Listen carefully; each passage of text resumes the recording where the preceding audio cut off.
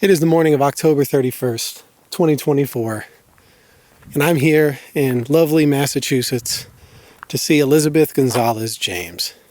It is a beautiful morning. I'm here walking under the sunshine, amidst birdsong, next to water, and I get to go talk about books with one of my favorite novelists. So this is pretty special. This is exactly why Kurt Vonnegut said, "I urge you to please notice when you are happy, and exclaim or murmur or at some point think, if this isn't nice, I don't know what is." And this is one of those moments, man. This is nice. All of it. Reasons to live. And isn't that what art gives us? Reasons to live? Ways to live better, more wisely?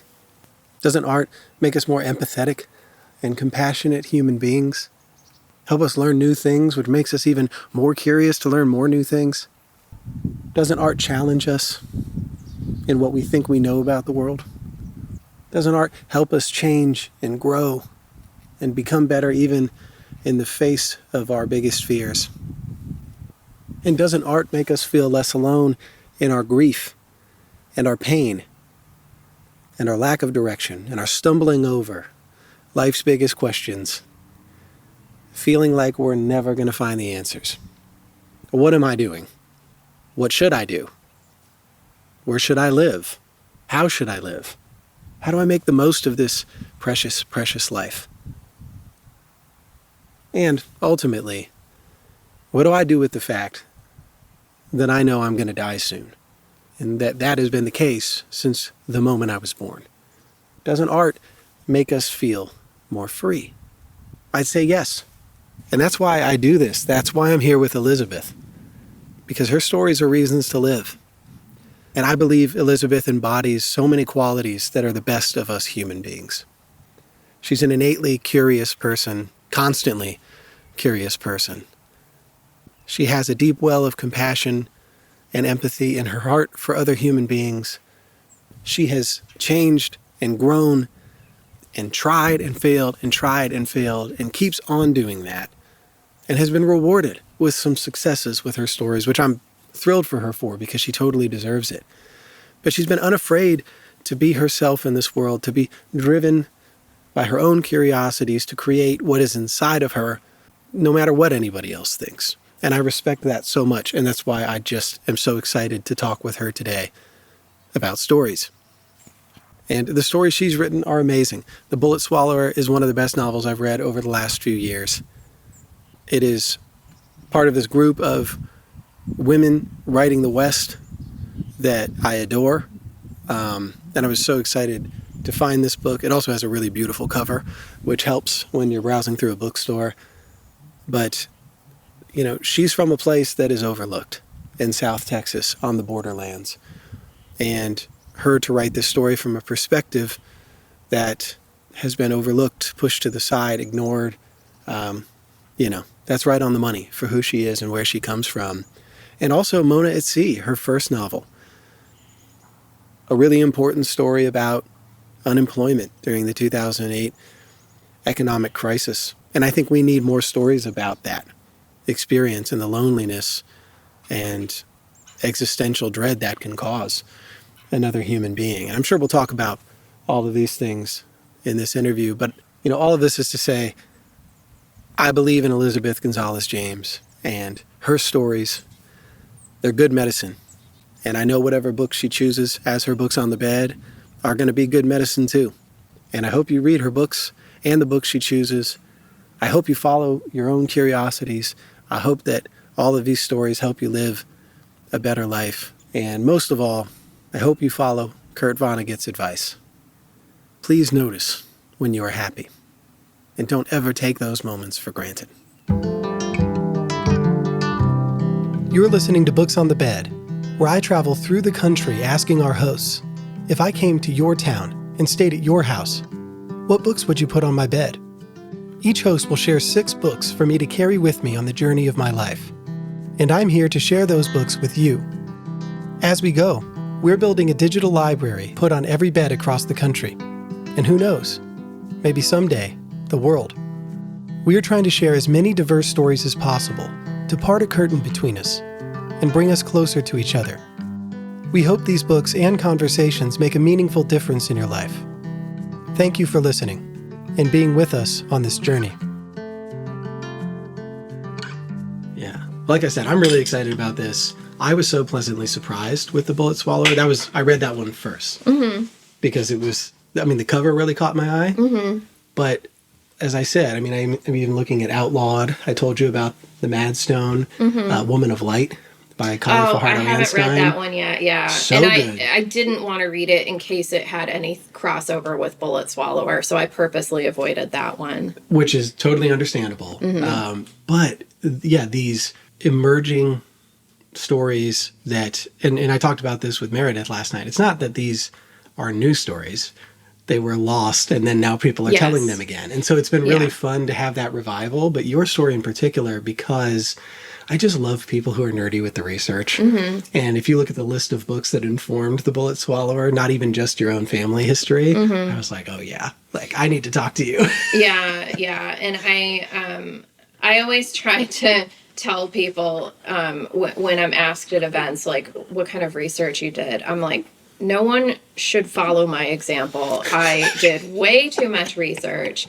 I procrastinated so much by doing such an excessive amount of research. It took me 9 years from first word to when the book came out, and I probably could have shaved 5 years off of that if I had done less research. Yeah. If I just got in my head so much about one guy is going to pop up on Goodreads and say, well, actually, the 1873 Winchester didn't have that particular loading mechanism. But let's get real, someone would. I know. It's kind of like Reddit culture has gone out to even books and like threads, because there's always someone that's going to point out the thing you missed. I shouldn't care. Is the point. I'm trying to cultivate not caring. Yeah. Because I'm not a historian. I'm not writing nonfiction. I'm writing fiction. And so I'm trying to get to a point where I'm okay with, like, I got it pretty close and I tried my darndest. And if I messed up, that dungarees were not actually in fashion in 1895. They came out this other year. Like, I can live with that. It's okay. And I used to tell this to my students too, that with their academics, I was an academic advisor. So they are just laboring over something that they put way more effort into than everyone else in the class. And I was like, so even if you lay back a little bit, you're fine. Yeah. Let me tell you right now, you obsessing over this, you've already far surpassed whatever anybody else is putting into this, which is great that you care, but give yourself a chance to not overdo it, because perfection doesn't exist and you are writing a story. Yes. So if you put in the effort, people will be able to tell, even if you don't do 9 years of research. But nonetheless, I appreciate that, the people that will go to that depth, because it does make the story, for me, like, I love reading what people researched. So being able to find new stories and books that informed your work and just to read it as a standalone, that's one of the best parts about it. So I do appreciate that. Well, it's been cool too, because I want to give a shout out to the Half Price Books in Corpus Christi, Texas. That's my hometown's used bookstore, and their Texas history section was so helpful to me. I would just go and just buy any book that I thought even tangentially might be related or might be interesting. And I found so many gems. And then as I've done events in Texas for the Bullet Swallower, people have commented oh, I'm so glad that you wrote about the Reef Road. That's such a cool little item of Corpus Christi history. And it's such a unique thing that, our town could boast or could boast of. And I found that in a book, just some random book that I pulled off of the shelf at Half Price Books. I didn't know about it. And so yes, the research was excessive, but it did yield so many fun little gems that people are genuinely appreciating. The other cool thing about doing research for historical fiction is that if you can just grab people out of history and put them into your book, and you can use their real names because they're dead and nobody cares. And I did that too. Like Casus in my book was a real guy, and I took his backstory, I took his name, I took everything. Yeah, why not? Why not? And I think that's really fun. And you can't necessarily make Taylor Swift a character in your book. I think, probably within a little bit of wiggle room you could, but it's better if you find like the Taylor Swift equivalent of like the 1800s and just put her in your book. Is that a quote? Oh my gosh. Yeah, just find that. Well, it's Willa Cather uses Kit Carson in Death Comes for the Archbishop, which I love. Yeah. The same thing. It's just, you can, and even if it's such a, in your story especially, because of the magical realism element to it, where it feels otherworldly in some sense, or between worlds, and then you have this real person that grounds it. But it's even cool too, because there are enough readers, I think, that might wonder about characters and go look them up. Yeah. And how cool it is to be like, oh yeah, this person actually lived. Yeah. Yeah. This person lived and were a force for evil throughout their life. To say the least. Yeah. And that's what's cool is even the people you didn't use in the story, you probably learned about so many historical characters. Yeah. In Texas and Mexico and just in general, that you would, you're not going to lack for conversation. No. And also you realize too, like, you can read so many books about a place and then just still realize how little you know. Like, I've read so many histories of Mexico, but even still, there's just vast swaths of things that I have no clue about. And Mexican history is so fascinating. Reina Grande just wrote a book, though, that was about the San Patricio War, which was a war that I am not going to remember the antagonists and protagonists of it, but it was something involving like the Irish immigrants in Mexico had this like whole big participation in some conflict, and the Irish and the Mexicans united to fight somebody. Wow.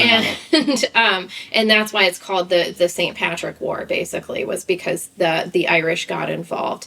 And who would know that? And I know. And this is like a well-known fact in like Mexican history, but even studying Texas history like I did when I was young, I don't think that I necessarily knew that. And it's just really cool with historical fiction that, we can bring up these stories and get them out into the world. And I love that you take that seriously in your stories. I love people. That's a good way to put it, to bring them up or bring them out, like to share with people in a way that they wouldn't get to these stories or people otherwise. But this is a good segue into the gift giving portion of our talk today. I couldn't wrap this one because it was supposed to come 2 days ago to Portland, and it didn't come until late yesterday, and I picked it up on the way here. So you didn't get, but one was wrapped.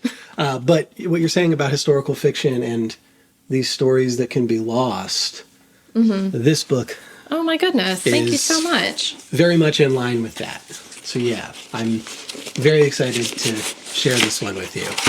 And I wanted to go to the opposite of what you've studied, because you've spent so much time on the southern border. Yeah. Recollecting lives of Aboriginal women of the Canadian Northwest and borderlands. This is fascinating. Thank you. And I just know that you enjoy or are interested in the idea of borders. And so there are so many ways that you can learn about history just by looking to borders and how things were made and how these conflicts affected so many people that you don't even know about. And so there are a lot of stories in here that I think you'll appreciate. Yeah. Because if it were in the southern border, it's something that you might write into your stories. So I had remembered that this book existed, and I was like, okay, maybe you would appreciate that. Yeah, thank you. No, I'm super excited to read it. I read a book last year called The Dawn of Everything, and it was a anthropological refutation of the idea that inequality is like a innate part of human society. So they went back, these anthropologists, and looked at all these different societies that did not predicate themselves on any kind of idea of inequality. So I guess like the idea of when a civilization gets started, you have somebody who will naturally kind of be the leader, and then I guess they accrue land, and then through accruing land, they accrue like more crops, and then they, you know, can divvy up the crops or not among everybody else. But basically, like, it's this idea that you're always going to have haves and have-nots. But in this book, they gave so many examples of like the people who lived in the Pacific Northwest, and they did not farm because they were like, everything we need grows naturally. Why would we farm? That's stupid. Like, why would I do extra work? And yeah, they just like shared equitably, I guess, everything that they needed. And it was fascinating. I learned more about like Native American cultures in that book than I ever knew. That's awesome. There was this, but anyway, that's why this made me think of this, because totally. I'm very curious to see like what kind of things this book is going to have in it about like how the Native American societies were structured. And I found out like in some societies, like women could have multiple husbands and all kinds of things. Like, and I think, you know, being raised in a Western culture, and being raised in the patriarchy, you just kind of like take it for granted that women have always been oppressed like everywhere, because we have been oppressed most places. But then, you know, you learn about these other paradigms, and I don't know, it's really cool. And truly, these stories, like, I would have never known about any of this. And that's why historians are so great. Yes. But then the second one is completely different, because you mentioned, and I don't remember where, but it was some interview about you liking Midwestern writers who are writing about the future. Oh, interesting. And I thought this one would be in line with that. This is so cool. Thank you. And such beautiful wrapping paper. We just got the new holiday wrapping paper at City Lights, so it was too good to pass up. Oh, so this is Blood Test, a comedy by Charles Baxter. I absolutely love Charles Baxter. Every single class I've taught, I recommend Subtext by Charles Baxter. But it's so funny. I have only ever read his nonfiction. I have yet to read. How funny. I know he's a prolific fiction writer. Yeah, you're going to love it. Yeah. So this is his newest one. It just came out. Oh, I'm so excited. 2 weeks ago, the 15th. And he's actually going to be the first episode of season 2 in November. I would be so scared to talk to him. I'm so intimidated by him. I just talked to Jessie Van Eerden about this in Roanoke, because I told her I had given her 2 books that were recommended to me by Charles. See, and I love these little webs that get created. But I was talking about how like he introduced me to all these books, but like going into his house, I was like, I think it was the first time I was legitimately intimidated, because he is very, very smart. I know. Erudite is the word. I mean, and he's read so much. I know. I feel like he's read everything. He knows everything. He can do everything. And yet, one of the most disarming people. Like, he is so brilliant. But once we got going, it was very comforting and actually so cool, because he's read so much. We ended up talking about 70 books when he only brought, 6 and then a few extras. Yeah. Because one thing just reminds him of another. Yes. Yeah. But he was so great. Yeah. So that was a great conversation, and he showed me the arc of that book, and I was so fascinated by this idea that a blood test will predict what you will do in your future. That's so cool. And so I just thought you would enjoy that. And I'm not surprised you like Charles, because his writing about writing is really good. Oh, no, he's amazing. Burning Down the House is an essay collection of his from the late 90s. And I have it on my shelf. I go back to it all the time. Like, I have all these things underlined, and it's amazing. I'm so glad. Yeah, that makes me happy that you love him. And You get a new book of his to read. Yeah, thank you. I'm so excited. Sweet. Yeah. So anyway, I give gifts because truly, I can't thank authors enough. You are what make the world rich, or more rich to me. And I just don't know how I would survive without all your stories. And so you definitely deserve books to read and the attention about your own story. So I'm really excited too. Thank you. For you to share the books on the bed. But before we get to that, there's a couple things I want to talk about that I love when one conversation, even 2 weeks earlier, naturally flows into the next one with this podcast. And I've done 3 now. This is my 3rd in 2 weeks, which is rare. So it's been cool to kind of just follow a thread. But one thing we were talking about last night, and you've even alluded to since I've been here, is the idea of the structure of a story and how to write a story and how much research is too much research. When are you overthinking it? But I read one of your pieces on Substack, and I've been thinking about this a lot. So you went to a play. And then you wrote, but I do struggle sometimes with finding the courage to be weird and to take risks with my stories. When the books that are critical darlings tend to be sparse, realist, quiet, and sorry, not sorry, plotless, I question my taste level sometimes if what I want to write are sprawling, messy, florid, time-hopping disasters of form. In the quiet words of Joan Collins, am I too much? And even last night, Meredith picked books that made her ask the question, what is a book even? Because all of them messed with form and were weird and were fiction with poems and hymns in the middle of it, and just, shattered the idea that a book has to be a certain way. And so I'm curious about the playwrights and why that's been on your mind recently, of getting weird with it and not worrying about everything else. Yeah, so it's funny. I am feeling a little bit like I'm at a crossroads. Okay. So I've been very fortunate that The Bullet Swallower is, God willing, going to be a feature film. And I have been given the tremendous gift of being able to adapt it myself. So this is... My gosh, that's so exciting. Yeah, it's very exciting. It's very terrifying. I literally, as soon as you leave, I have to get started on draft number 9 of the screenplay, and I'm going to LA next week. So this is the coolest, craziest, scariest thing that I've ever been involved in. And I have never written a screenplay. I did study screenplay writing a little bit many years ago, but this is the first time that I've ever really dug in and had to do it. And screenplay is all form. It's all form. It's all structure.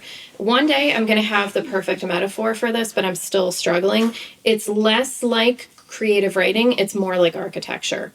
You have to build a solid foundation. There has to be 4 walls that support the structure. Like, everything has to be perfect. You can't have a house that's like a little, it's a little higgledy-piggledy, oh, this side's a little wobbly, no, it has to be proper. And it's the same thing with a screenplay. If it isn't, then what you have is like an unsatisfying story, and nobody will finance it, is the other thing. Like, honestly, you can do the most important thing. You can do what you want, but nobody's going to pay for it to actually be turned into a film. So, yes. So I see right now, all I've been thinking about is form and structure and 3 acts, and, like making sure that I'm always raising the stakes, and like every single thing is like by page 25, my hero leaves the ordinary world and enters the special world, and it's tight.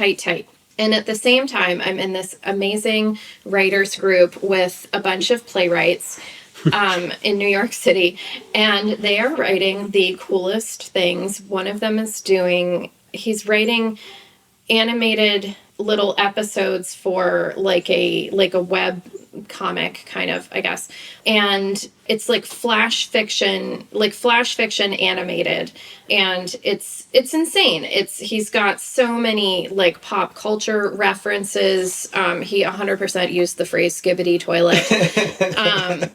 But it's also, a very timeless story of a boy who's like searching for his origins. So then I see this too, and I'm like, when you're talented, there's just so much that you can play around with in form. We're at a beautiful place, I think, in the creative arts where we all have access to like unlimited technology, unlimited, like I could teach myself how to animate at this point. You know, I can teach myself like sound editing. I can teach myself like all these things. And so honestly, I'm not limited by anything. It's so much of the stuff is freely available online. And so if I decide like I want to learn how to tell my story in claymation, like I could learn how to do that, you know? So I don't know. Yeah, it's hard to decide. Yeah, it is. This is a really important point because I feel like creators now, and especially I'm 33, so all of my friends that make stuff, the question is, do you pick one thing you're really good at, or can you be someone that's generally good at a lot of different things? And culturally, because of the economy we're in and the way we've been taught, you have to narrow yourself, right? That's funny. I would say the opposite. I would say you have to be a jack of all trades. Well, I guess for consumers' purposes, I think of authors that have written so many things in different forms. They lack an identity as a writer. And so suppose you wrote The Bullet Swallower, and you could follow that up with 3 similar kinds of novels just because you know people will like it. Same thing with a musician. Talk to my friends all the time that are making new stuff, and people are upset they're changing. Because to sell, why not just recycle, make it slightly different, but similar feel? But it's a good point. I mean, it depends.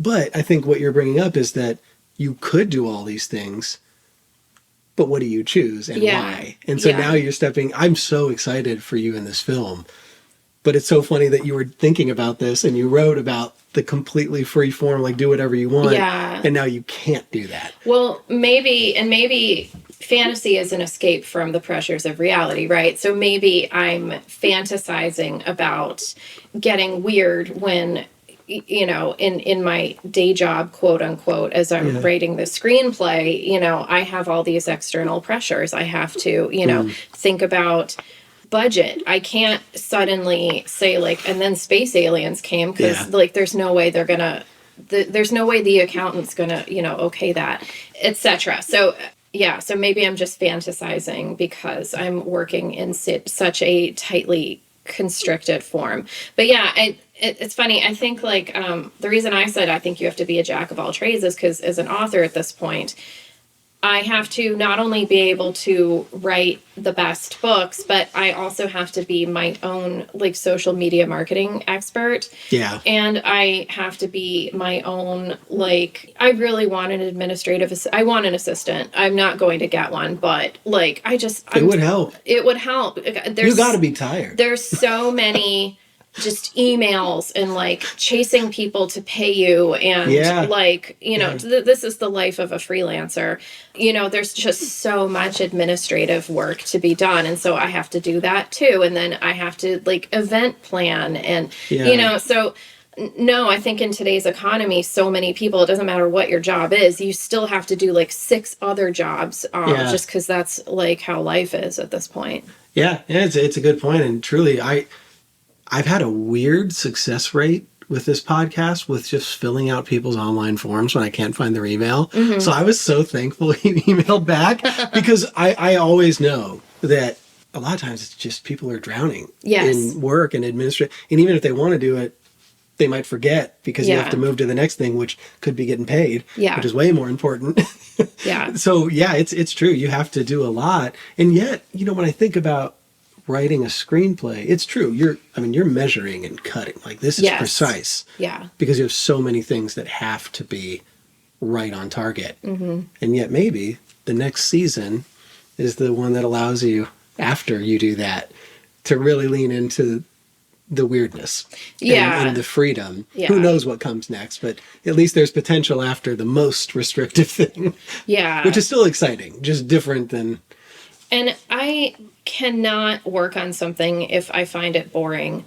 And I don't understand how any creative person can work on something just for commercial purposes. Like, it's just, I mean, I get it. Everybody has to make money, but I'm just saying, like, I couldn't write a novel by algorithm. So like, oh, okay, the hot thing now is hockey romance. Okay, so how can I like write a hockey like I just couldn't do that. That feels like the opposite of what you would do. Well, yeah, I mean, and that's not to malign people who are reading and writing hockey romance. If that's what like gets you excited, do it. It's just that I get excited by, for instance, demons. So I'm 100% going to write a demon book in the next few years. But it's like I just couldn't chase after something that I wasn't really interested in and really passionate about. And I wrote a Western, and now I've gotten that out of my system. My next book is going to be set in mid-century Mexico City, and the next one after that is going to be contemporary, and the next one after that is going to be like I have the next like 8 probably in my head. But man, I can't wait. But it's like I couldn't stay in Western because I did it, and I'm good now. I'm done telling that story, and now it's time to tell the next story. And it would be such a disservice to how good of a writer you are to try to make another Western that people will like as much as the Bullet Soul. You know what I'm saying? Mm-hmm. Just barely change it so you can stay in that, I'm a Western writer. Yeah. And again, there's nothing wrong. You can write 10 Western novels if that's what you want to do. Yeah. But your next novel wouldn't be as good. Yeah. Because you aren't doing what you really want to do. You're just trying to stick in the genre. Yeah. And so I think, for you, it seems like the challenge of a new story in a completely different time with a different form is what's going to bring out the best in you as a writer, because you're legitimately motivated, even in the sea of administrative work and all these other things. It's like you need that intrinsic desire to actually get the story out. Yeah. Otherwise it's a drag. Yeah. And I get very motivated by like shiny new bright things, like a magpie. So I'm like, oh, I don't want to work on this boring old thing. I'm tired of talking about that. Like, I want to talk about this entirely new thing. Wow. Yeah. Gosh, I'm so glad you brought that up. When I was doing research, I had no idea about the film. Mm-hmm. So it's so funny that it is the opposite, and yet it's a challenge in its own right. And one that I think will be worthy, because I'm excited to see that. Yeah. I hope so. Because visually in my head, the story was so vibrant. Yeah. And that doesn't always happen. That's what I keep getting told. It really works the imagination. And I love the Southwest. I mean, that landscape's just what I yearn for in a film. So, I'm going to be eagerly awaiting that and rooting for you to... Thank you. ...to deal with that stress and all the things that come with making a film that is totally different than making a book. Yeah, the wheels are turning. They haven't fired me yet, and there's still seem to be moving forward with the project, so... That's a good sign. We'll see. Gosh, I haven't picked out my Oscar dress quite yet, but maybe someday. That's a good thing to ponder on. How many people get to do that? I know. I've been planning for this moment for 20 years, so... Yeah, that moment culminating will be pretty dang satisfying. Yeah. Yeah. But this is the thing, too, is you didn't know this book would get this chance. No, I didn't. You just have to write it so that you can put it out into the world, and you never know who grabs onto it and says, this is worthy of film. And the writing, especially in the beginning of your career, does involve quite a lot of completely unfounded confidence. And a lot of self-delusion, because to sit there every day for 5-10 years, banging away on a thing that you don't know if it's any good, you don't know if it's ever going to sell, you don't know if anybody's going to want to read it, you don't know anything. Yep. You have to really have a delirious belief in your own abilities, but that's good. That's important. It also makes me think, too, like you've done a movie, or you're doing a movie, you've written these books, you're talking about form, and you used to be a singer, which I learned, and started writing coming out of an MBA. So you've always been kind of moving from one thing to the other, and I'm curious, now that you've been writing for quite a few years after you didn't go the route of following your MBA, and... so like reflecting on that time, you talk about writing as not therapy, right? But what if you didn't write after that? You know, like thinking about that pivotal moment. How do you feel now reflecting after all these years about that decision to go for this? That's a good question. I have not thought a lot about that. Yeah, I don't know. I find writing tremendously rewarding. You know, intellectually, emotionally. I think like I'm an intrinsically very creative person. I knit and crochet a ton. I moved all of my knitting crap out of this room, but I usually have like piles of, halfway done projects. I made one of that. Them? Love it. I have a shirt over there that I made for my husband. So I'm constantly creating things. And I think that it's really important to me to be able to create things. I was just talking about this with my husband this morning, actually, because he's a woodworker in his spare time. So I was asking him, do you think that it is necessary for a fulfilling life for people to create things? So he has a philosophy PhD, so he's like wicked smart at this kind of question. Okay. And so he said that Marx believed that people are not Homo sapien, but Homo faber. I guess like man is a maker, basically, like fabrication faber. I think I said that right. Mm-hmm. So he said that Marx believed that people are inherently makers of things, and this. Once you are a cog in a factory machine, then you lose the ability to see the big product that comes of your labor, and so that's why Marx was talking about it. But yeah, I think that people inherently like want to make stuff. Mm-hmm. That feels very correct to me. I want to make things, and I guess this is all a long way of saying I love writing. If I hadn't gone to writing, I probably would have realistically ended up in like university administration. I don't know what a provost is, but I could probably do that job. Oh, that is so funny imagining you in that job. Because I worked at universities in advising, and so, gosh, that is the antithesis of that's so funny. The writing process. So I used to work at the Syracuse University Law School in the dean's office, and wow. I did like administration and event planning, and I was really good at that job, and I liked it. I like working at a university for a number of different reasons. But anyway, so I think if I was like working at some other job, I think I would find a way to create within that space. I don't want to say like I would die if I wasn't writing. I would never, be able to live, because I don't believe that. I think people survive and people thrive in lots of different circumstances. And I think about this question like, because I've seen other writers be asked, like, if you weren't writing, what would you be doing? And I think there are always two answers, right? There's like, what would I be doing? And then fantasy, what would I be doing? So realistically, I'd probably be working in university administration. But fantasy, I would love to be like a singer in a wedding band. I think that would be so fun. That would be pretty sweet. You only work 2 days a week.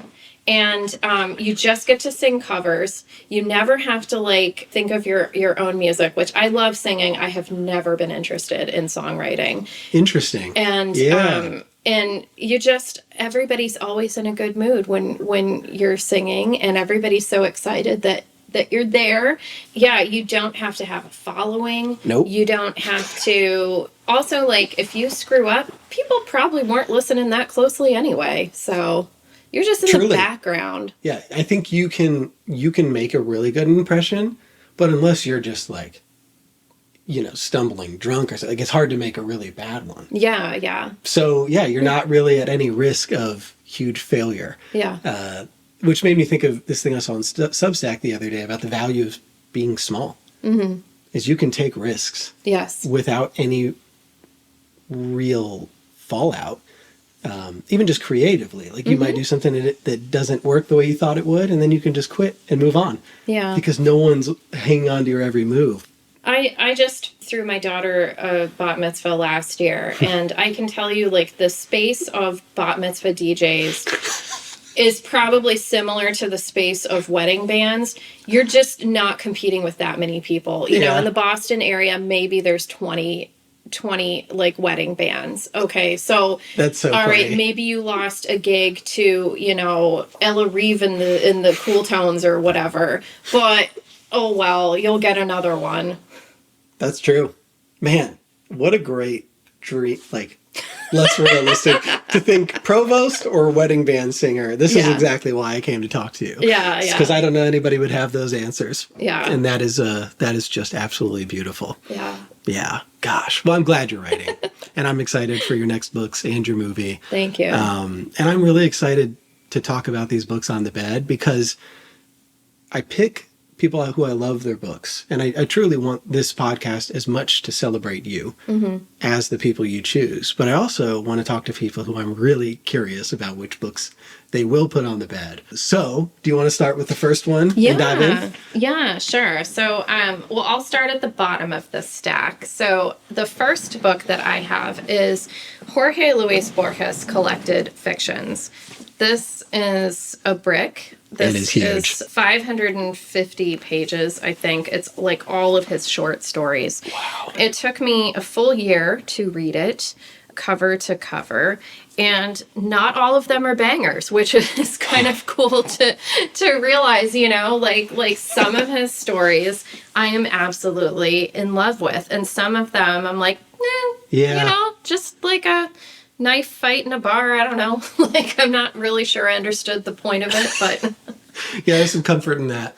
Yeah, but oh my God, I just love the way his mind works. And I love what seems kind of a quaint framing device now of, he'll start so many stories like, when I was, you know, traveling through this country, I met this strange man and he told me this tale that happened many years ago in this other distant place.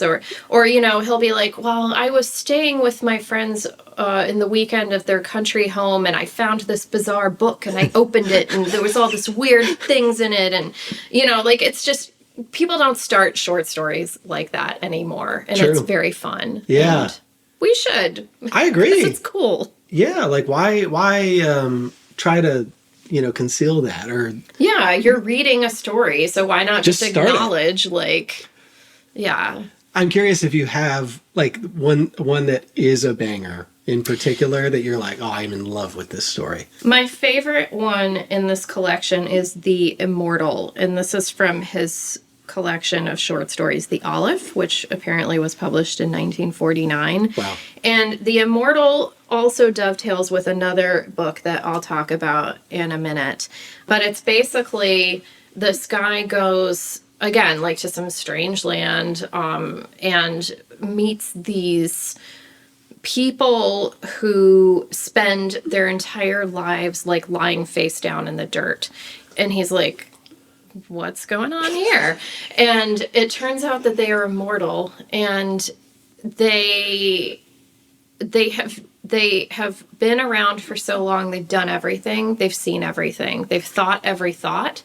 They have lived every life. And when you are immortal, the only rational thing to do is to lie face down in the dirt, because nothing else is ever going to happen to you because it's already happened. Wow. And talk about philosophy. I know. And my husband, the philosophy PhD, did a paper on this story, and he's the one who actually introduced me to this story. Oh, I love that. Many years ago. But yeah, so I love that concept, because I think like there are so many stories about immortality as this like amazing thing that we want, and Borges, who's a genius, is like, no, dummies, like it would suck to be immortal. It would be the worst immortality, thing ever. if I had to say, is like putting your face in the dirt. Yeah, it would be absolutely unbearable. See, but I love stories like this that, I mean, yeah, you can easily glorify the idea of eternal life. And there's a book that I read that really helped me reshape my life and the way I use my precious time. And I'm sometimes intimidated still by philosophers' writing. Just to It's incredibly open a book dense. and be like, okay, let's figure this out. But Luc Ferry is a French contemporary philosopher, and he distilled all philosophy into 5 eras of philosophy, beginning with, antiquity, and then going Christianity actually as a whole segment, replacing the cosmos, Yes. and then what happened. So it goes all the way to modernity. And it's so good because it helps you figure out, okay, now where do I want to dive in to the philosopher's books? Because he has bits and pieces, and he's trying to help you understand, what is philosophy? Why did it develop this way? How did it change? But the main question is always, no matter what era, what do we do about the fact that we're going to die? The whole thing is fear of death. Yes. And whether or not you can say that that's like you're just overthinking. No, quite literally, everything we do has the undercurrent of, we're going to die. Yes. And what to do with this brief space that we have. And that's what makes it so sweet, right? Gather ye rosebuds while you may. It's like, the whole point is to live as fully as possible and try to figure out a life that does feel satisfying at the end. Because if you just labor and kind of never do what you're yearning to do, and not that there's always choice, but with the little bit of freedom that you have to actually create a life that is meaningful, that's the best you can do. Yeah. Because it's going to end. Yeah. And immortality would be the most boring shit ever, because what's so exciting about, I may never be in this town again. I've never been in this part of the state. Yeah. And so, like, even this morning, I'm like really appreciating it because it legitimately could be the last time. And so I always love stories that take on the finitude of life, and that, you have to maximize it because it's not so great. Yeah, absolutely.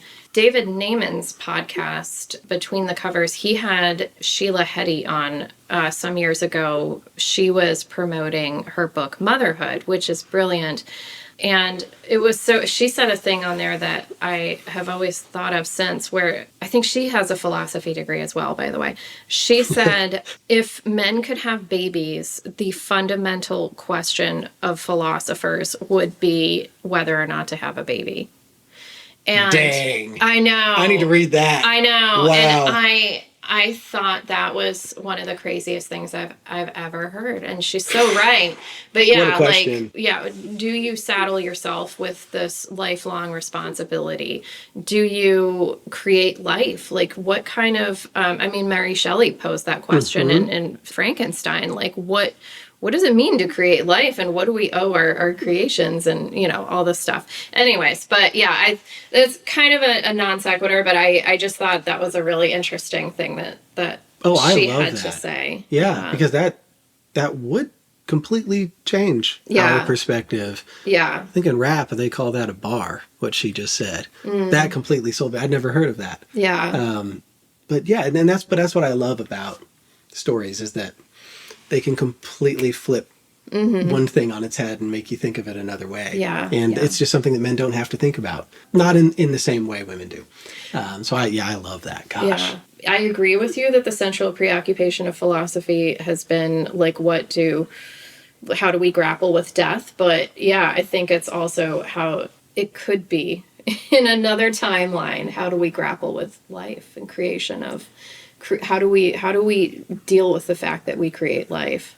There's so many angles that humans take that question, because one of my favorite movies is First Reformed. Oh, I haven't seen that. And Ethan Hawke plays a minister in upstate New York, and a church that's not really getting anywhere because down the street is this mega church. Cedric the Entertainer is the pastor, but the theme of the movie is environmental disaster and climate change. And one of the really powerful elements of that film is this couple who is struggling to decide to bring a child into this world or not because of what's coming. And so there are even so many ways you can take, like, what's the value of bringing life?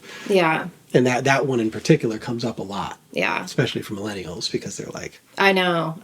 Do I want to usher anybody into this mess? Yeah. And yet, though, there's if you say no, I can also understand why people would say yes, even with Yes. the fear of Yeah. what's to come and what's happening now. So yeah, gosh, I haven't read any of his short stories. So Yeah, well, The Immortal is a good one to start with. and I love that your husband wrote a paper about it. Yeah, yeah. And that's how it got I love knowing how people got to books. Yes.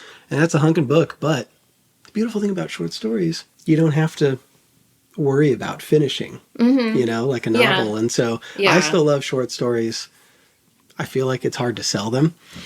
Yeah, they can. It can be, but it's funny. I have another collection of short stories. Yeah, let's go in number here. 2. So I love short stories. But yeah, you can put the book down for months, pick it back up. I've got Clarice Lispector's book over there that I'm maybe 1/10 of the way That through. is a brick too. And it's all of her short stories. But yeah, I've put it down now for like 6 months, but I will get back to it. Yeah. But it's great because I'm not going to forget anything about the plot. Exactly. So, yeah. Yeah. Well, let's go to number 2. Yeah. So number 2, which I said it dovetails a little bit with Jorge Luis Borges. So this is Temporary, a novel by Hilary Leichter.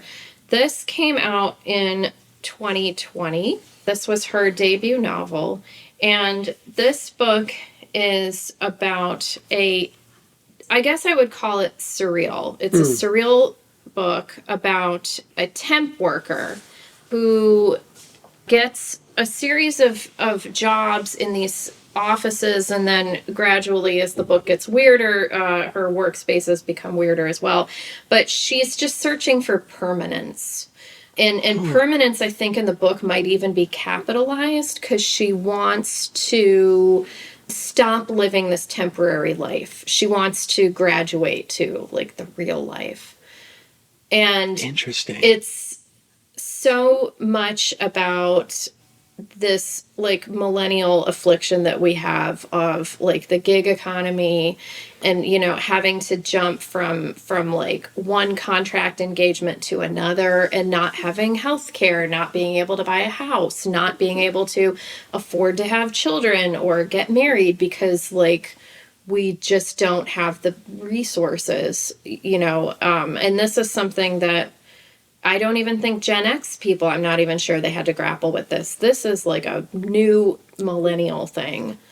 And this book is, like I said, it's surreal. At one point, she gets a temp job as a pirate. I think at another point, she gets a temp job as a barnacle on a rock. Oh my gosh, that's amazing. It's such a fascinating, smart, inventive book. But it is like the most accurate book I've ever read in my life of the contemporary like state of being a millennial, but also like just our workplace kind of world. Yeah, it's I cannot recommend this book enough. Yeah, I'm curious about this because I do feel like it is unrelatable to generations prior. And there was a conflict, I think, even if it's not extreme, of like, what is stability? Because I think there's a difference between, like, I love to roam around, but I don't think that's not stable. Yeah. Right? Because you feel grounded by something. There is something to hold on to. You're on solid ground. Mm-hmm. But the idea that you lack stability and are jumping from one thing to the other, I mean, it's disorienting. Yeah. You feel pulled apart. You have nothing solid to stand on. And it's like, yeah, I mean, you do. Like, I'm just a barnacle on a rock. Yeah. And it's one thing if you choose to roam around. It's another thing if you're being buffeted by the waves, just like being crashed from here to there, by the powers that be. And it's scary, especially when you don't know when or if you'll get out of that. Yeah. Like, to think of being in the ocean. Yeah. Like, yeah. And you're just getting swashed around. It's like, who's going to save me? I'm just out here. Yeah, that's a terrifying feeling. It's like I used to work at the mall. I worked at Pacific Sunwear many years back. But I worked at Express myself. Oh, okay. Nice. I applied for a job at Express and they did not hire me. Oh, wow. I was not really Express you weren't, material. neither was I. You weren't missing much. I actually went from the floor to be a stock person in the back because I couldn't handle being out on the floor. I got hired at Abercrombie too, but only for stock. I did not have the look to be on the floor. Anyways, So it's very funny. Yeah. So I used to work at Pacific Somewhere, and the schedule was ridiculous because they would schedule you to be on call, let's say Saturday 12 to 5. And it's like, well, you can't make any plans. You can't do anything because if they call you, then they call you. But they don't call you until, let's say they call you at 11:30 in the morning and you have to like jump up and go. How do you live your life like that on call? How do you live your life like where you can't even plan your day? And that's the limbo that so many people are stuck in. And that's just their life. They can't say like where, how much money am I going to have next year? How much savings do I have to buy a car or to buy a house or whatever? Like it's awful. And this is why I really can't stand when people use some blanket philosophy of you determine your own fate. Mm-hmm. That's not always true. No, it isn't. In some sense, you can do things that could break that way where you do control your life. But it's not a guarantee, and it's not always up to you. When you're in that position of you're even at the whim of just what time am I going to work today? Mm-hmm. And how much money am I going to have this week? Come on. You can't possibly believe, unless you've been in that position, I guess you couldn't understand what it's like to be legitimately not in control of your own destiny. Yeah. And not really know how to get there because it just feels like, well, I just need to do the next thing that is required of me to survive. Yes. And so, I really appreciate stories that help you understand. Because if you don't, like I say, if you don't come from a position where you've seen that or you've experienced it yourself, you might have this idealistic version of, you can just do whatever you want, write your own story. It's like, nah, I don't even have a pen. Nor a second to write. Yeah. Not when you've got a sick kid at home or a sick elderly relative, or you don't have a car and you don't have bus fare and, all this stuff. Yeah, forget about it. So all of these stories are different temporary roles. Yes. So this is a novel. It's not a short story collection, but yeah. So she, and the reason I said it was related to Borges was because I wrote an essay for Plowshares that I want to say it came out in 2020, 2021, something like that. That was an essay about how I thought that in this book, she did such an amazing job at expressing the infinite nature of unemployment. So like she's not unemployed, but she's like temporarily unemployed. Or she's temporarily employed, but in between gigs, you don't know like how long it's going to take until the next thing comes. And so you had mentioned earlier, I have an MBA. I got an MBA. I graduated in the winter of 2008. I spent all of 2009 unemployed. I applied for between 300 and 400 jobs, and I didn't get anything. That's absurd. And that was the most pivotal thing that's ever happened to me in my life. It completely redirected the course of my life. And what I realized in that space of being unemployed is you don't know when it's going to end. It could go on forever. It did kind of go on forever for me. I did never get a job. I got pregnant. And then I was a stay-at-home mom, and then I started writing. And now my job is writing, but in the middle of it, when you didn't know that, you don't know anything. You don't know, am I going to be unemployed for 6 weeks, 6 months, 6 years? You just don't know. So Borges writes about the experience of infinity as being awful. And I think that Hilary Leichter in Temporary really hits that same note about like when you are in the middle of these gigs, when you don't have a job, it feels like infinity and it's awful. And you have no say in when things are going to turn around. And when you talk about the word stuck, that's what it feels like. Yeah. But it's so interesting. On the flip side, there's a privileged negative of having such a comfortable job, you don't think you can leave. Yeah, the golden handcuffs. Of course, that's the other side of it. And there's something incredible. I forget which philosopher has the concept of the anguish of freedom, is that when you actually are in a position to do legitimately anything because you have the resources to do it. Yes. you decide to do nothing because it's easier. Yes. And so there are too many choices, so you make none. You pretend Yes. like there aren't. And that I can't stand because of the flip side. Mm-hmm. Whereas, like, if you know what it's like to be stuck, it is so annoying to listen to someone who makes $120,000 be like, 10,000 is too big of a pay cut. Mm-hmm. But they hate their job. Yeah. So I'm like, you're not going to improve your life because of $110,000? Mm-hmm. I mean, it just sounds so insane to someone who's in either unemployment or that temporary state where everything feels like, who knows? Yeah. What's like if I'm gonna make it through. So yeah, that's a really but it's a modern. I think the stories that have come from the financial crisis have been really interesting. Yeah. And one that came up when I was researching for this interview was Angie Cruz. Who wrote the one How Not to Drown in a Glass of Water.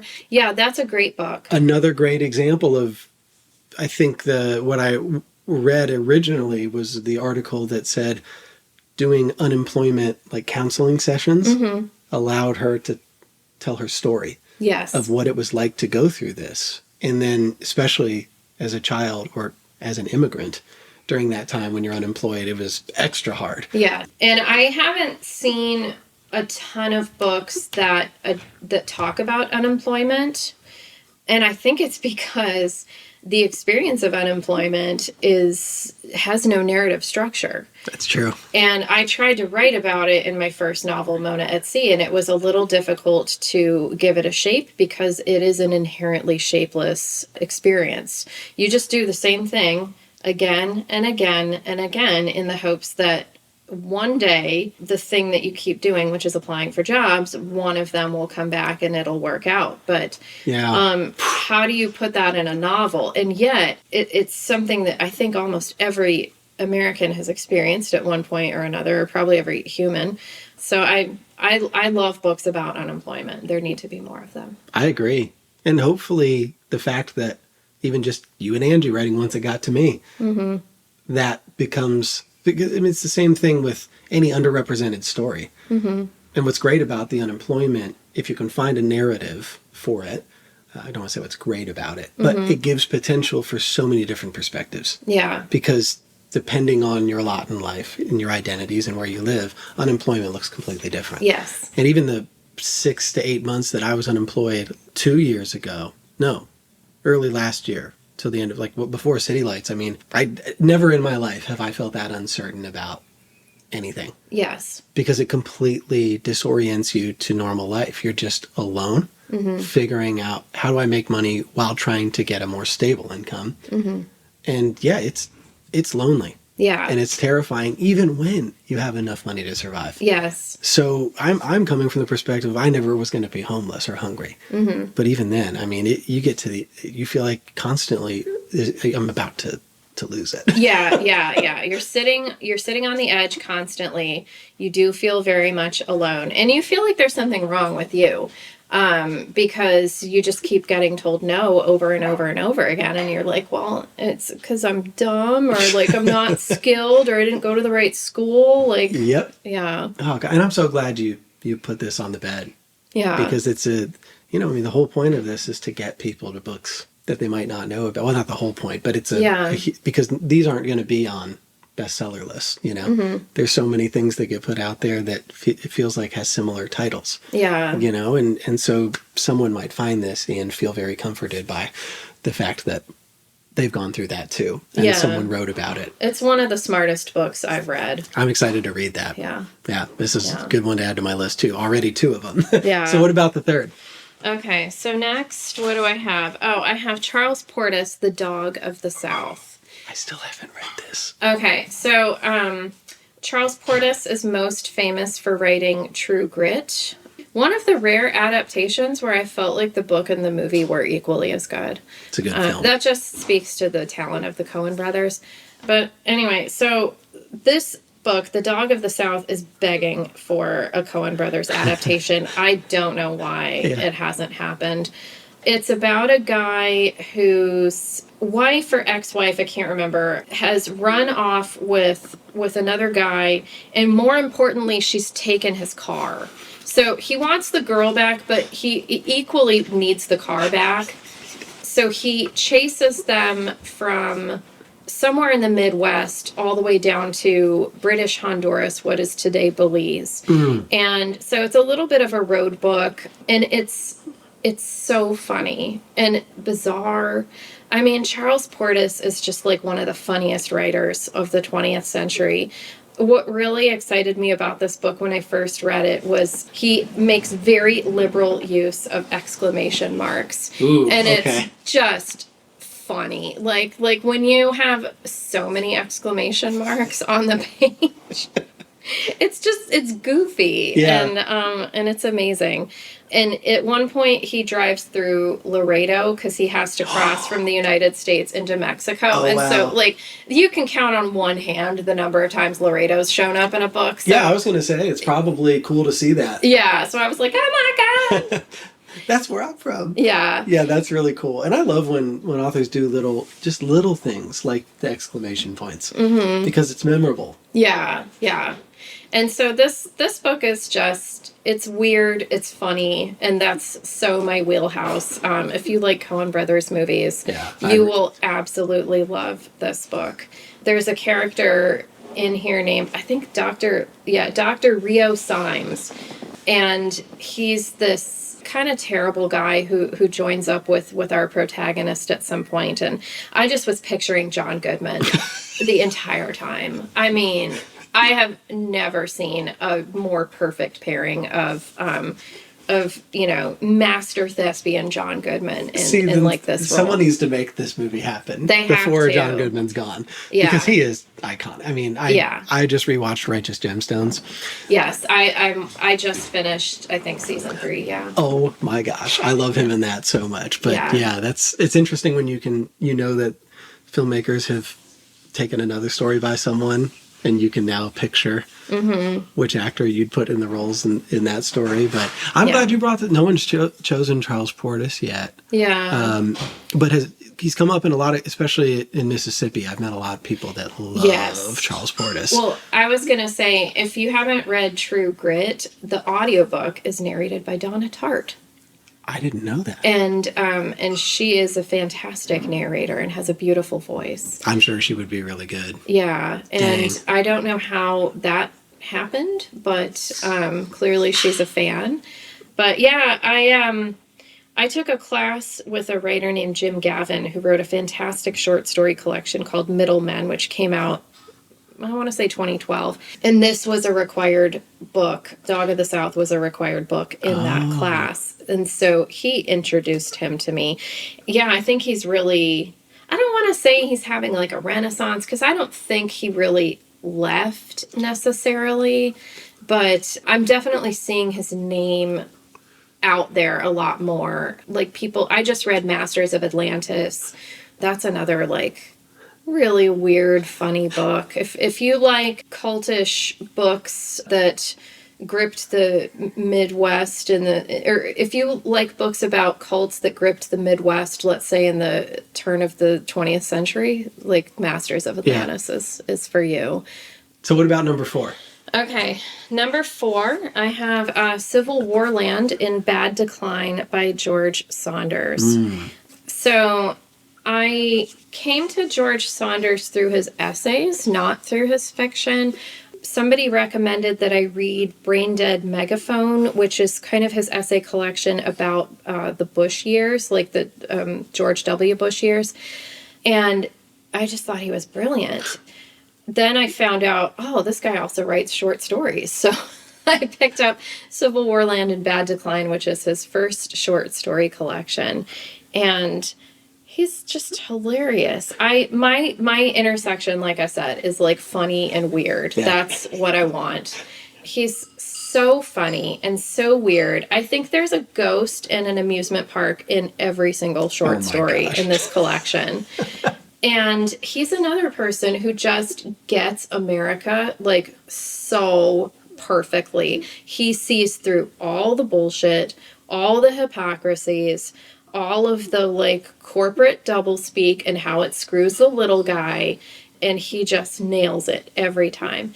In addition to that, like he's a brilliant writer, amazing just at storycraft, and he also I've read a ton of interviews with George Saunders because Yeah. he's now like a critical darling. I think for a while, Totally. like he was a little bit of, working in some degree of obscurity, but now he's like mega super famous.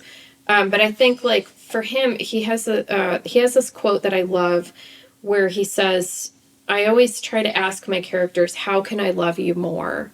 And I think that is such a fantastic way to approach storytelling. And it's something that I try to ask myself too, because I believe very strongly in having empathy for your characters, even if they're terrible people. Because I believe very strongly in having empathy as a human being for all people, even if they're despicable, probably especially if they're despicable. I don't have a Marilyn Robinson book, but she's also, I don't have one with me, but she's also a huge influence to me. And in her book, Gilead, she wrote so eloquently on the concept of grace, which is something that has been very, very important to me, both as a writer and a person. And I think George Saunders, too, exhibits so much grace in his writing towards his characters, even if they're a down-and-out schmuck, even if they're making the wrong choice again and again and again. You just feel so much for these people. Yeah. And I think there's such a gift in that. And that's what the best short stories could do, is like let us feel these intense, beautiful feelings for these people that are just so flawed. That's such a good perspective. And I'm actually shocked that no one's picked him yet. Oh, like, really? I thought he's such a writer's right. writer. Well, and also his unquote. Substack is like, Oh, yeah. one of the most popular. I mean, everybody talks about George Saunders, and for good reason, but it's especially because of this. Is sometimes and this is how I feel about Charles Baxter, like, it's not always what they write, it's the perspective they give on how they write, yes. or how other people write. And so I really love learning about, like, I didn't know about that quote, but it reminds me of a book I read relatively recently. Another person that's going to be on Books on the Bed, Kirsten Valdez Quaid. Yeah, I read Five Wounds. Amadeo's character recently, is exactly what you're talking about. Yes. I was just thinking about how I just loathed what he was doing and the decisions he was making, and yet he was trying so hard. And can you really, I mean, that's how a lot of people are, even if they seem like they're jerks or assholes, or they're messing up all the time, is a lot of them didn't get enough grace. Yes. They didn't get enough love. Yeah. But the point is, it's like, when you see people stumbling and messing up, and they might not know how to love, right, with his daughter and his ex-wife, and everything just feels like, gosh, can this guy catch a break? Yeah. So you both really, really despise some of the characteristics of a person, and yet you're rooting for him. And that's the one that just came up in my head, because the most prominent one this year, I think, was Amadeo.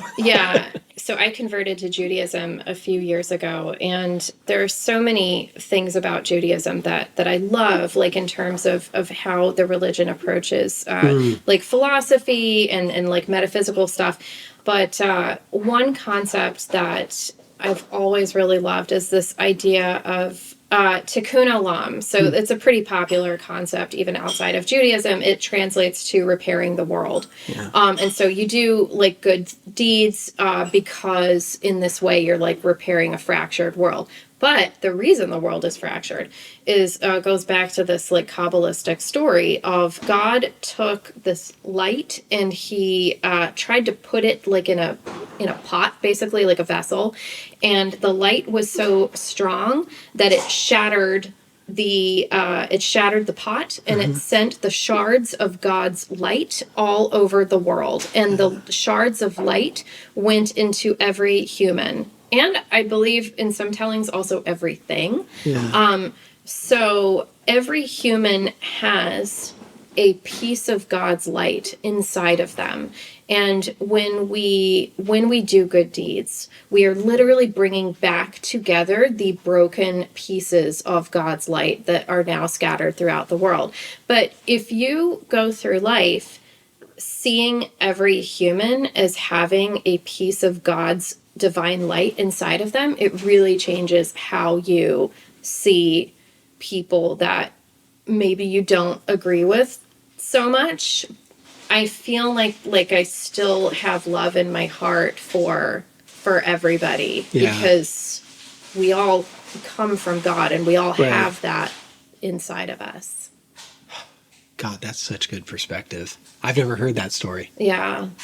And I think there's a lot of ways that that's been phrased, but that might be the best one that I've heard yet. Because it's the one I relate to most. Yeah. Because we struggle to see the light in people. Yes. And it's what causes the lack of curiosity. Yes. Because you're making a determination that this person doesn't deserve my grace or my forgiveness or my love because they're dark. I think a lot of writers end up at the same point, but they always end up being like my favorite writers. I think the ones who are so eloquent on this concept of grace, which I take very seriously, and I use it to guide me through how I live, and then as a consequence of that, how I write and how I approach characters. I think if you don't believe humans can change and get better and grow, then I don't think you can have opinion on anything. Because, well, look, that's the way it is. Yeah. And so I just find it hard to understand that perspective because there's so many examples of it. Yeah. Like the opposite writer, I would say, to George Saunders, I think is it Sinclair Lewis who wrote Elmer Gantry? Elmer Gantry is a fantastic book, but it was so obvious that the author just despises the main character. And it's funny and it's very incisive, and he definitely nails religious hypocrisy. But then I'm like, how can you spend 350 pages with somebody you hate? That's gotta suck. That's a long time. And then I don't know, it's a great book. Is it a less satisfying book than a book written by somebody who was able to find humanity in their character? I don't know. I don't want to get the Sinclair Lewis stands after me on socials, all three of them. Yeah. But yeah, I think it's interesting to me to see how we can approach our characters in such different ways. This just reminds me of James McBride, and I was lucky enough to interview him a couple of years ago. He's up there with Catherine Welty for me. I mean, I love James McBride. And one of the reasons is because he always writes stories because he believes in people. Mm-hmm. And that's not a show. Mm-hmm. That's not so that people like him more. Yeah. James legitimately believes in humans. Mm-hmm. And so he writes stories from that spirit. I think that's where James, to me, sets himself apart from many other writers. Mm-hmm. And I can't get enough of writers that look at the world that way. Yeah. What if you believe in humans? Yeah. What kind of story comes out of that? So, yeah, absolutely. So that's exactly what sums up George Saunders to me. Mm-hmm. What if you believed in humans? You're 4 for 4 so far with things that I haven't read. So I'm excited about this list. So what about number 5? Okay. So number 5, I wasn't sure if I wanted to include it or not, but it was a very formative book for me. Slaughterhouse-Five by Kurt Vonnegut. I did guess this one in my head. Maybe you've heard of it. Yeah, maybe. Yeah. No, this book I read in high school. At least I read it twice, and actually I haven't read it since high school. Wow. And I have it, and I need to read it again. But I haven't read it since high school, but I haven't read it because I remember it so well, and because I've since read articles about it. I actually just coincidentally watched the Kurt Vonnegut documentary that came out a couple of years ago. Really I just saw it a week ago. It was amazing. Yeah, this book really spoke to me as a suburban teenager in the 90s. I felt like he really understood my life. No, it's just an incredible, it's also a kind of a philosophical book. I'm starting to see a theme here too. I love when this is revealed as we're going. Yeah. Because I was just kind of pulling books and I was like, I don't know. We'll see. We'll talk about these. But yeah, I think that Kurt Vonnegut also really understands, I think he really sees the best in people. As somebody who has also seen the worst in people. He survived Dresden famously. And in terms of form, I think this is such a fascinating book because the whole book is about surviving trauma, and yet he can't talk about it. He can't look at it. He keeps circling around and around about it, and he's going in the past and he's going in the future, but he can't like look at it head on. I went to a conference 8 years ago called Lit Camp. It's a like a writing workshop. And Adam Johnson was there, and he gave like the best lecture I've maybe ever sat in. I don't have an MFA, so like I gotta, catch these little glimpses of genius when I can. But he did a lecture on this book about how trauma shapes narrative. And I think a lot of people have talked about this now, but when I saw him talk on it 8 years ago, I had never thought of this before. Yeah. And he talked about how, he had examples of like kids who survived genocide in Rwanda, like how they would draw pictures of it. And then it would again be like, they can look over here and they can look over here and they can draw a picture of what they were doing that morning before it happened. And they can draw a picture of like what happened after, but they can't go right to the center. And then he plotted out Slaughterhouse-Five, and it was exactly the same. It was like you can go all the way around, but you can't go right into the center. Dang, I wish I would have been in that room for that. Oh, what a great talk. It was brilliant. Yeah. And I again, like Kurt Vonnegut, funny and weird and American, and just really understands us. And now I feel kind of bad. I don't think I guess Borges is not American, but yeah, I do appear to be very heavily weighted towards Americans. Well, just with these. Yeah. It's hard to pick. Yeah. But I have found, as you were saying, like a couple weeks ago, the theme was very spiritual. Jessie Van Eerden writes a lot of retelling of Bible stories. She's very rooted in fundamentalist Christianity growing up in West Virginia. And so the undercurrent of all of her books was that spirituality. Last night, as I said, form in people who are not afraid to make something like a book that's their own. And in general, art that is just someone it's saying, you actually don't get caught up into the story to the point that you forget that it's a book. Like Meredith's like, I want to know it's a book because they're clearly making the art and just presenting it. Anyway, so but as we're going, it forms, and I don't know that anybody is intentionally doing that, but it's fun to start seeing the connections. And I'm sure if you picked 26 books, you would have more, representation outside of the U.S. But these are some really, because they're not similar necessarily. No, they're not. In terms of, and yet, to me, like George Saunders and Kurt Vonnegut are so closely connected. Definitely. I don't know if like Saunders set out to do that in any capacity, or if he, but in my head, they're very, very similar because they're also not afraid to be silly and pretty vulgar. Yeah. And I don't feel comfortable getting vulgar, but I definitely feel comfortable getting silly. You're not going to see a drawing of a butthole in my books, but but I appreciate it in Vonnegut when he famously drew one of those in Breakfast of Champions. Yeah, this story comes up a ton, and it's because it was such a formative moment in my 20s. When I was at Vanderbilt, I was really, really depressed. Like I couldn't even hardly get out of bed before, 1 or 2 in the afternoon. Oh my God. And the, no pun intended, godsend was Vanderbilt's chaplain. I'm not a religious person. Yeah. And I was just looking for guidance though. And I was just lost and really also like losing optimism for the first time in my life. And that felt like a really bad sign. Yeah. When you lose hope, not even just for yourself, but for other people. Yeah. And so going with this like narrative of believing in people. Yeah, I mean, I was... Psychic trouble. And this was a long-term, deep depression, and I would meet with the Reverend, and it just felt so funny to me that this was the thing that felt the most comforting at the time. And he gave me a copy of God Bless You, Mr. Rosewater. Oh, that's amazing. Which is such a strange book. And I haven't read that one. And what I've gathered is it's the one that people have least read. And even if they have, they like it the least. But because I hadn't read Vonnegut before, I loved it because it was so bizarre. And it was exactly what I was struggling with at Vanderbilt, which was the idea that, you know, he talks about this, people are slurping from the money river. Mm-hmm. And they're not even at the source, right? There's just so many ways that people are greedy.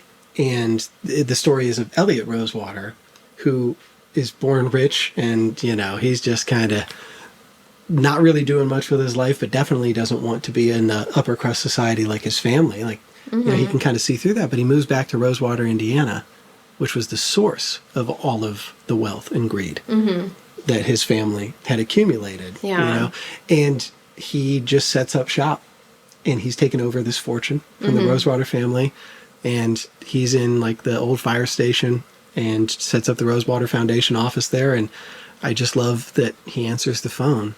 This is Rosewater Foundation. How can I help? And the idea is uncritical love. Yeah. But it's so funny because it's such satire and it's absurd. Yeah. The whole thing feels just like, how did somebody come up with this? But to me, it was what I needed at the moment. And I think part of the reason I became so keen on sharing books between two people is that was a very, very important book to me. Yeah. Not only because he thought of me to say like, oh, you might find something in this, but that also that Kurt Vonnegut was someone that I was introduced to and has become a really kind of mainstay in terms of how I look at the world. Yeah. Because just what a fascinating mind and a good heart. Yeah, because again, I think if you really believe in humans, like that's the kind of fiction that you're going to produce. And it sounds like this chaplain was somebody who also really believed in people. And I think that part of believing in people is also listening to their story. And I don't think enough people make enough time for that.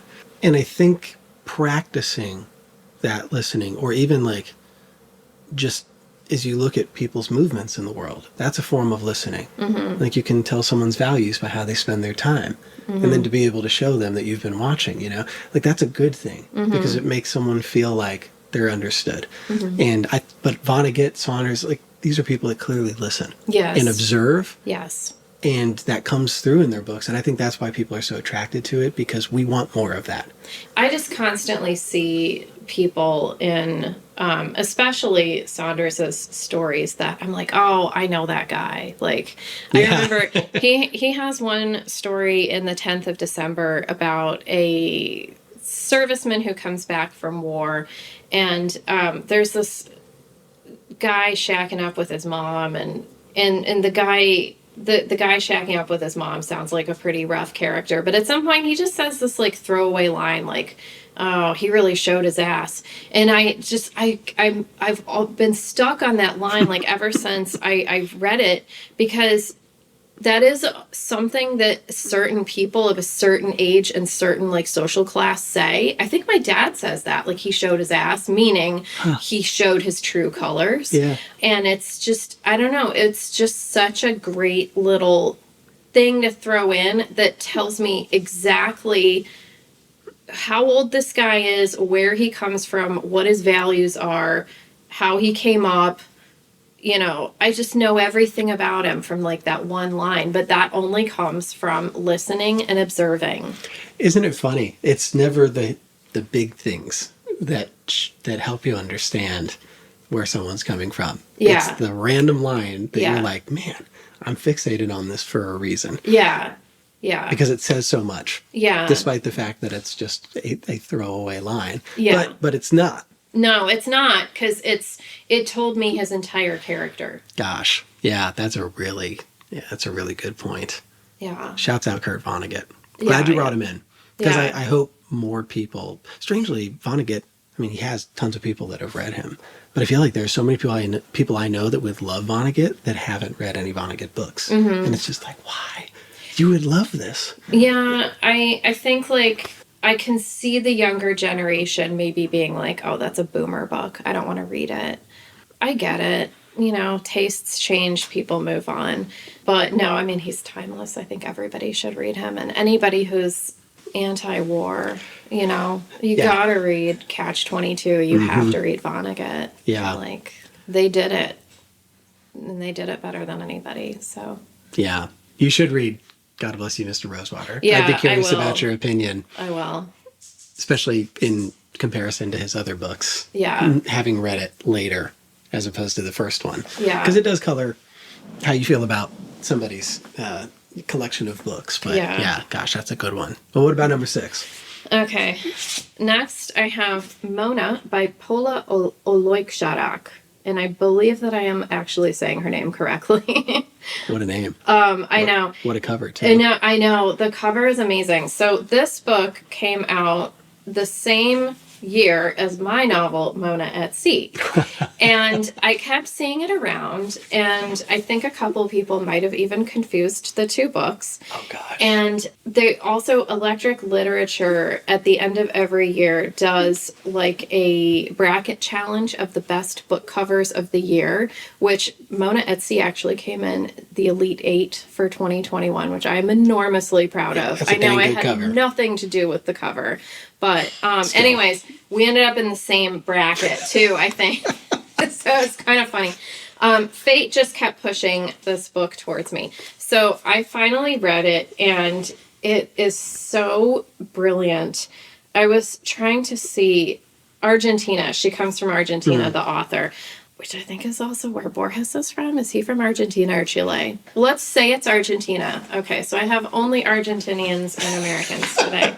Consistency. And one German. Okay. Yeah. This novel is about a writer who has been invited to this awards ceremony for the Globe's elite of the elite writers. Like, these are the most lauded, like, not the best-selling writers, but, you know, like the ones who are like eventually going to win a Nobel Prize. So they go to this awards ceremony, and they come from all different countries, and they have to spend like the weekend together.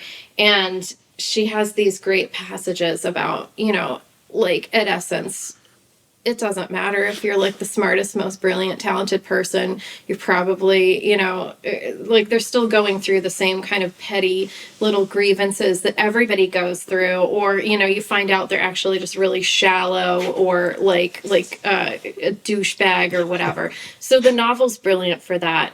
And she's also weaving in this like very dark undercurrent of our narrator has these repressed memories. What happened to her? What is going on?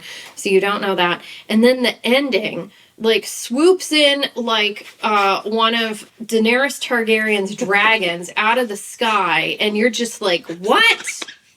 And yeah, and then it's over. But it's a brilliant book. I love it. I've never heard of this. Yeah. So once again, compelled. Yeah, and I think it's Paula Oloikshadok is like her fictional protagonist, like a super internationally celebrated, like crazy smart, crazy decorated author. And so I'm sure she has been in some of these like very rarefied spaces, you know, like Switzerland or wherever they send like fancy writers. I've never been to any of these places. Yeah, what an interesting storyline. Yeah, but just it's not funny at all. It's dark. It's like very simmering and surreal. Like Temporary, it's just one of the like smartest, best books I've read in the last 10, 20 years. And she's a brilliant author, and I can't wait to see what she does next. I read a ton of Latin American literature and translation, and I think that South America is producing some of the best writers on the planet. And it's just like every year there's another one that just knocks my socks off. Yeah, I feel like that's it. I'm better about it with movies, and I don't do dubs on international films, because I think there's something about listening and watching a movie in the language it's written for. But I'm not as good about translated text from across the world, and this is a good reminder to extend the boundaries of what I'm reading, and because how many of them are out there that I'm just missing because I'm not looking outside my typical window. And I wouldn't classify this as horror, although it does have commonalities with horror, but what Latina writers right now are doing with horror is just astounding. You've got Mariana Enriquez, you've got Samantha Schweblin, you've got Agustina Basterica. And the list just keeps getting longer and longer every year. Wow. And some of the most like Fernanda Melchor, she writes the most like terrifying books that are completely grounded in reality. Like there's nothing supernatural going on. It's just like this is life in modern Mexico. But they are writing, I think, some of the most interesting, inventive, terrifying, and truthful books being published today. Gosh. That's a good list. When I listen back to this, I'm gonna have to get to this part and remember to write those authors down so that I can. It's a good place to start. You gotta like make space in your life to read some of this stuff because it gets dark, dark, especially Mariana Enriquez. I like dark. Well, I tend to gravitate toward it. Yeah. But nonetheless, still gonna have to carve out a... You need to then like go to like a bunny farm and like touch like bunny rabbits or something afterwards. To make sure I'm not just disturbed and isolated at the end. Yeah, exactly. Yeah, you don't want to be in that position. That happens sometimes when I watch a movie that is so dark, and then I'm just like, how do I go to bed? Yeah. Or like, should I get up now? Like, what do I do with that? Yeah. That's great. I didn't know that those kinds of stories are coming out of South America. Yeah. So that's good. Yeah. So it's a very exciting time to be reading horror because the genre is just going crazy. So this is, like I said, Mona is not exactly horror, but it is like it dances next to it. Huh. And I think it's not a coincidence that Latina women are writing a lot of these books, which are dealing with domestic abuse, just like general violence against women, violence against children, environmental horrors that end up impacting, families. And I've been reading horror because, like I said, I'm definitely going to write a book about demons. I have it in my head. I just have to. I love that you know that. Yeah. And I can't wait whenever it comes. But yeah, I've been reading horror, and it's something that I really want to. I don't think I'm going to stay in that space. I think I'm going to pop in and pop out like I did with the Western. Usual. But yeah, I think there's so much cool stuff coming out now in that area. I mean, like you've got Stephen Graham Jones, you've got Gabino Iglesias, you've got so many amazing authors. No, well, I'm glad you brought that one in. Yeah. So let's go to Germany. Yeah. So the final book, I've got Rilke's Book of Hours, Love Poems to God. And this is the Anita Barrows and Joanna Macy translation, because I know there are several translations. And the reason I bought this book because I got into Breadloaf in 2019. And I was put in the workshop group under Cristina Garcia, who wrote Dreaming in Cuba and Lady Matador's Hotel. She's a brilliant writer. So she told us to bring a book of poetry with us to the workshop group.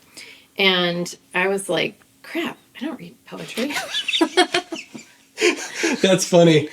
I just never read it. I mean, I tried to, but I even read Why Poetry by Matthew Zapruder. Funny enough, our kids went to preschool together. Oh my gosh. So I understood intellectually, like, why poetry is something that a person should read and, that we shouldn't be frightened off by it.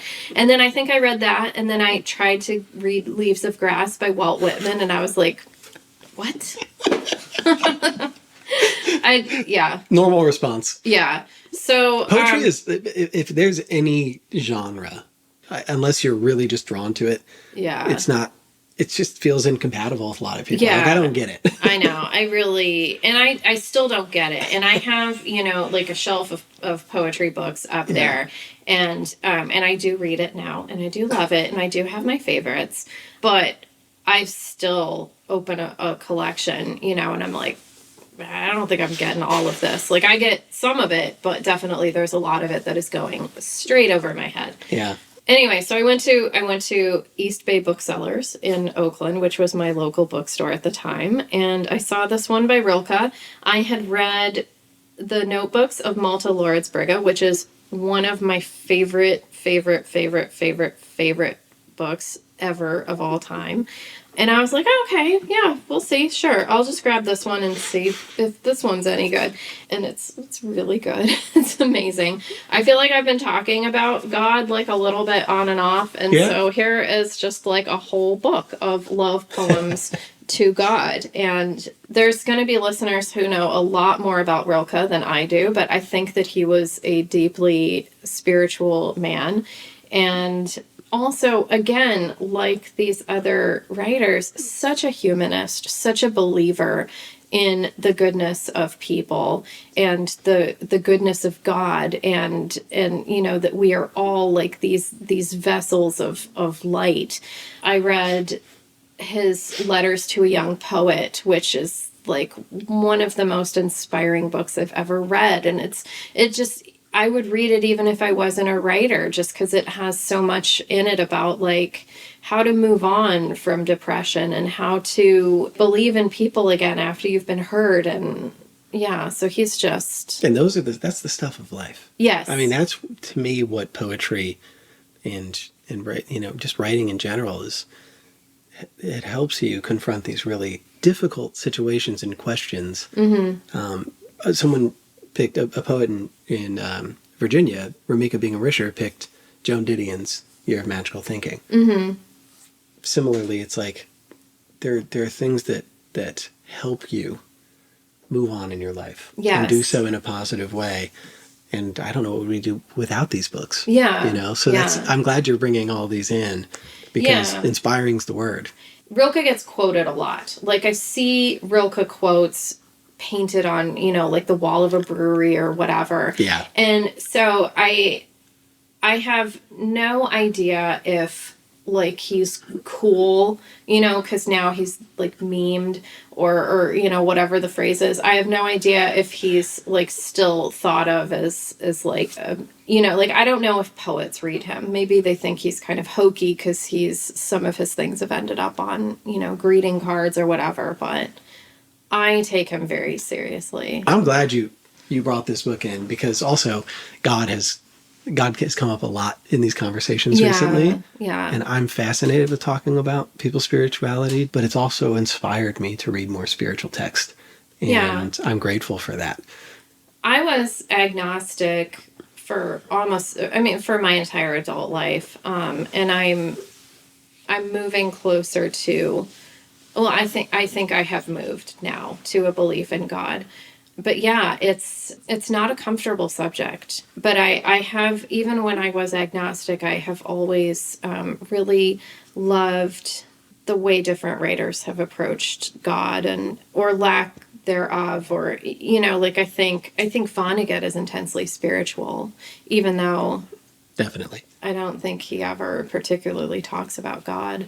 Yeah, and I don't think you have to. Yeah. Because that might turn some people away. Yeah. When you're just obviously writing about religion. Yeah. Or a single God, which I like too. I mean, don't get me wrong. Mm-hmm. But the experience of someone's religious path to me, and I think that's why I liked Five Wounds so much. Mm-hmm. I mean, I was so close to the bone with religion. And to the literal degree of getting crucified. Yes. I mean, to feel the pain of God. That's amazing to me. I love reading stories like that. Yeah. There's another great book that I read a couple years ago. I interviewed this author in the Rumpus. The book is called The Wonder Paradox. Hold on. I don't want to say it wrong. It's over here. It's, I want to make sure that this is the one that I'm talking about. Uh-huh. Yes. Yeah. So it's called... right next to the Bible. Yes. So this book is called The Wonder Paradox, and it is a manual for how you can use poetry in the place of religion. And it's so brilliant, A, as a concept, but B, like, she writes so beautifully about all the different times in your life when you would go to religion. So say like at a wedding or a death or a birth, or, you know, all of these different milestones, or like when you're grieving, when you are feeling gratitude. so she begins each chapter with like a brilliant essay, and then goes into here are some poems to share gratitude for a meal. And she's an avowed atheist. And like I said, I am now a theist. Yeah. But I just thought that her way of using poetry was so beautiful and could be so meaningful and resonant for so many people. I absolutely loved it. And I kind of like want to incorporate poems like into, you know, like my religious practice, because like she convinced me, like they have such an ability to reach throughout time and throughout like distance of people's like different lived experiences, you know, and touch everybody. Well, I'm curious if there's any poem that you particularly love in this book that you would want to read to close out. Yeah. So I chose a poem. It's a very popular one, but I think, like you said, it's popular for a reason, and I find it very meaningful to me. I don't know that I understand the naming conventions in here. This one is just labeled capital I, comma 59. So I think we're in the book of a monastic life. So maybe this is book 1, poem 59. God speaks to each of us as he makes us, then walks with us silently out of the night. These are the words we dimly hear. You, sent out beyond your recall, go to the limits of your longing. Embody me. Flare up like flame and make big shadows I can move in. Let everything happen to you, beauty and terror. Just keep going. No feeling is final. Don't let yourself lose me. Nearby is the country they call life. You will know it by its seriousness. Give me your hand.